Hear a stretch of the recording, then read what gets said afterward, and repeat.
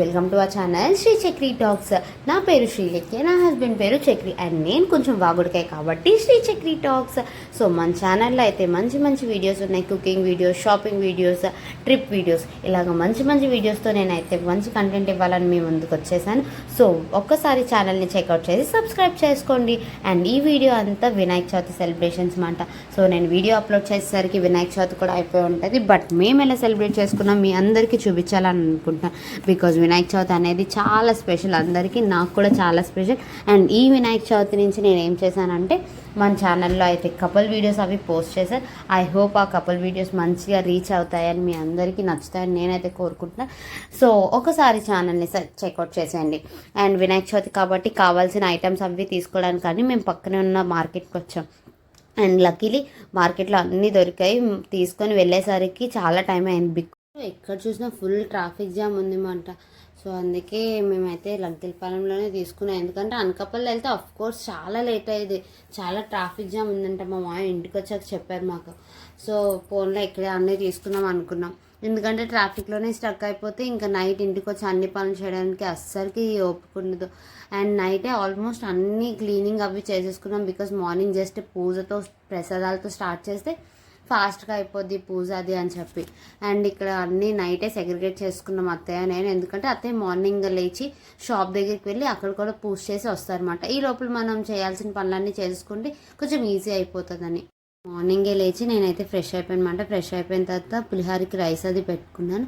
ఇంకా నైవేద్యాలన్నీ ఒకటి తర్వాత ఒకటి ప్రిపేర్ చేసుకుంటే కొంచెం పీస్ఫుల్గా అవుతుంది అని చెప్పి అనుకున్నాం అన్నమాట. అండ్ అత్తయ్య లోపల షాప్కి వెళ్ళి పూజ అది చేసుకుని వచ్చేసరికి నాకు వచ్చిన ప్రసాదాలన్నీ చేసేస్తే నెక్స్ట్ అత్తయ్య చేయాల్సిన ప్రసాదాలు అత్తయ్య చేస్తారని ఉండ్రాళ్ళ పాయసం అవి. ఇంకా మనం అంత రేంజ్కి ఎదగలేదు, మనకు అలాంటివి ఏం రావు. జస్ట్ పులిహార ఇలా చిన్న చిన్నవి అయితే చేసేస్తాం కాబట్టి. అండ్ నేను ఒక 4 టైప్స్ ఆఫ్ ప్రసాదాలు చేశాను. అత్తయ్య మిగతా ప్రసాదాలు చేశారు. మొత్తం 9 టైప్స్ ఆఫ్ ప్రసాదాలు పెట్టామన్నమాట. అండ్ ప్రసాదాలు అన్నీ అయిపోయిన తర్వాత ఒక పక్క అత్తయ్య దేవుడి మూలన మొత్తం అరేంజ్ చేస్తుంటే ఒక పక్క మేము గణేషుని పెట్టడానికి మేమైతే అరేంజ్ చేసుకుంటున్నాం. And here comes my husband who is helping has. ఆ రోజైతే మా హస్బెండ్ మా మాయ ఫుల్ హెల్ప్ చేశారు. ఎందుకంటే చింతల్లి అన్నీ లాగేసేది. పట్టుకోకుండా ఫుల్ ఎంగేజ్ చేసుకున్నారు. కానీ అస్సలు ఫుల్ క్రాంతి అయిపోయింది. ఈ వీడియో లెంత్ అయిపోతుందని నేనైతే అవి షార్ట్స్ యాడ్ చేయలేదు. కానీ ఫుల్ చెత్త చేసేది ఆ రోజు అయితే ఇల్లంతా. మళ్ళీ నేను అవన్నీ సర్ది పూజకైతే అరేంజ్ చేసుకున్నాం. ఇక్కడైతే గణేషుని అత్తయ్య పెట్టేశారు. ఒక్కసారి మనందరం మనస్ఫూర్తిగా జై బోలో గణేష్ మహారాజ్కి అని చెప్పేసుకుందాం. సో ఇక్కడ నేను కూడా అంతే మనస్ఫూర్తిగా చాలా హ్యాపీగా చేసుకున్నాను. బికాజ్ నాకు చిన్నప్పటి నుంచి వినాయకుడు అంటే చాలా ఇష్టం.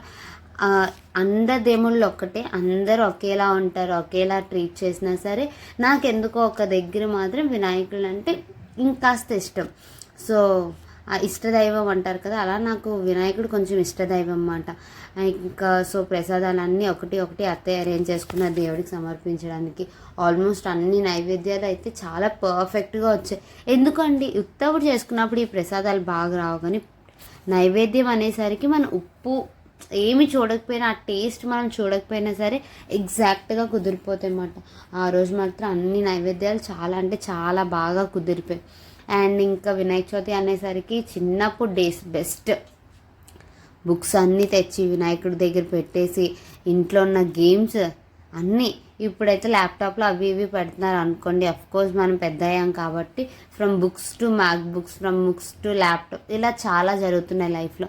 బట్ నాకైతే చాలా అసలు మెమోరీస్ అంటే చిన్నప్పుడు బుక్స్ అన్నీ పెట్టేసి ఏ టఫ్ సబ్జెక్ట్ అయితే నాకు రాదనుకుంటే ఆ బుక్కి పెద్ద ఓం రాసి బొట్టు పెట్టి ఇలా చేసేదాన్ని అనమాట. ఆ నెక్స్ట్ ఇంక నాకు ఆ సబ్జెక్ట్ మొత్తం వచ్చేసాని ఒక కాన్ఫిడెన్స్తో ఉండేదాన్ని, అలా ఉండేది. బట్ తెలియని వయసులో ఇలాంటివి చాలా అంటే చాలా మెమరీస్ మంచిగా ఎంజాయ్ చేసేలా. బట్ ఇప్పుడు మనం చాలా రెస్పాన్సిబుల్ పర్సన్స్ అయిపోయాం. ఒక పక్క పూజ చేస్తూనే ఒక పక్క నైవేద్యాలు చేస్తూ ఒక పక్క పాపని హ్యాండిల్ ఇలాగ మల్టీ టాస్కింగ్గా చేసే పొజిషన్కి వచ్చేసాం. ఒక పక్క తినే అంటే ఒక మూలను కూర్చొని ప్రసాదాలు ఎప్పుడొస్తాయని వెయిట్ చేసే నేను ఇప్పుడు ప్రసాదాలు చేసే టైం, పూజ చేసే టైం, ఇవన్నీ నాకైతే చాలా ఒక్కొక్కసారి తలుచుకుంటే నేనైనా అనిపిస్తుంది. సో పెళ్ళయ్యాక చాలా చేంజెస్ వస్తాయి, అలాంటి చేంజెస్లో ఇవి కూడా ఒకటి. అండ్ పూజ అది చేసుకొని హ్యాపీగా ఇంకా మేము ఫ్యామిలీ అంతా కలిసి ప్రసాదాలు అయితే తింటున్నాం అన్నమాట. నా ఫేవరెట్ పార్ట్ ఆ పండగ రోజు మాత్రం మన ప్లేట్ అంతా ఫుల్గా ఎంత బాగా కనిపిస్తుందో కదా. సో ఇక్కడైతే నేను మంచిగా ప్రసాదాలు అయితే తినేసాను. అండ్ ఇంకా సాయంత్రం డ్రెస్ తీసుకొని ఇంకా మా గణేషుడిని అయితే నిమజ్జనం చేయడానికి వెళ్ళిపోతున్నా. And it's time to say bye bye Ganesha. చిన్నప్పుడు అయితే నేను లిటరలీ ఏడ్చేదాన్నమాట వినాయకుడు వెళ్ళిపోతే, ఎందుకంటే 9 days ఫుల్ ఎంజాయ్ చేసి మొత్తం ప్రసాదాలు ఇంకా పూజలు డిఫరెంట్ కుంకుమ పూజ, సరస్వతీదేవి పూజ, హోమం, ఇలా డిఫరెంట్ పూజస్ అన్నీ కండక్ట్ చేసి ప్రతి పూజకి ఖచ్చితంగా అటెండ్ అయ్యేవాళ్ళ. అంత పిచ్చిగా ఉండేదన్నమాట అప్పుడు. సో ఇవన్నీ చేసి ఒకేసారి గణేష్ వెళ్ళిపోగానే ఏదో ఒక తెలియని బాధ అనిపించేది. ఇప్పుడు కూడా నాకు అలానే అనిపించింది, ఎందుకంటే నేను మట్టి వినాయకుడిని చేసుకున్నాను కదా. ఆ గణేషుని నిమజ్జనం చేయడానికి అస్సలకి మనసు ఒప్పలేదు, బట్ చెయ్యాలి కాబట్టి చేసాము. అండ్ నెక్స్ట్ ఇయర్ మంచిగా మళ్ళీ బాగా చేసుకోవాలని నేనైతే కోరుకుంటున్నాను. అండ్ ఆ గణేశుడి దయ వల్ల విజయవాడలో జరుగుతున్న పరిణామాలు కొంచెం అదుపులోకి రావాలి, వాళ్ళందరూ కొంచెం సెటిల్ అవి మంచిగా ఉండాలని నేనైతే కోరుకుంటున్నాను. బికాజ్ దారుణం, మనం చూడడానికి ఏదో కడుపు తరికిపోయినట్టు అనిపిస్తుంది. అలాంటిది వాళ్ళ ఆ సిచ్యువేషన్ ఫేస్ చేస్తున్నప్పుడు వాళ్ళకి ఎంత బాధ అనిపిస్తుందో అనేది నాకు ఒక్కొక్కసారి అయితే చాలా బాధ అనిపించింది. అండ్ వాళ్ళందరూ బాగా ఉండాలని నేనైతే కోరుకుంటున్నాను.